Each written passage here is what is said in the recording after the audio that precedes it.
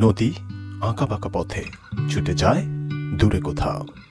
জীবনের অবিরাম গতির সঙ্গে নদীর তুলনা এর চেয়ে যথাযথ আর কি হতে পারে। এই চলার পথেই নদী ধুয়ে মুছে নিয়ে যায় নাগরিক জীবনের ক্লান্তি ও ক্লেদ। আচ্ছা, সকল ক্লেদ কি সত্যি নদী মুছে দিতে পারে? মানুষের মতো নদীরও সামর্থ্য সীমিত। মানুষের মতো নদীও একসময় শুকিয়ে যায়, যেমন শুকিয়ে গেছে মেক্সিকোর রিও ব্রাভো। আজ পৃথিবীতে প্রায় 2 বিলিয়ন মানুষ পরিষ্কার পানির নাগাল পাচ্ছে না। এই 2 বিলিয়ন মানুষের সবাই যে খুব দরিদ্র তা নয়। ভূগর্ভস্থ পানির পরিমাণ দ্রুত কমে যাচ্ছে, ফলে ধনী দেশগুলোর নাগরিকরাও ভুগছেন পানির সংকটে। ভূমণ্ডলের প্রায় 70% জুড়ে পানি, অথচ তার মাত্র 1%ই মানুষের ব্যবহারের উপযোগী।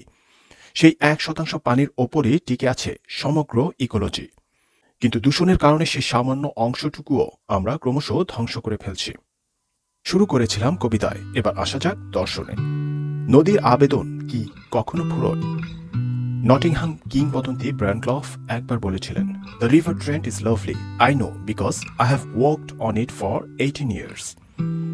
গত 4 বছর ধরে আমিও ট্রেন্ট নদীর আশেপাশে ঘোরাঘুরি করছি। প্রতিবারই নদীকে নতুন করে আবিষ্কার করি, আর প্রতিবারই একই প্রশ্ন মনে উঁকি দেয়।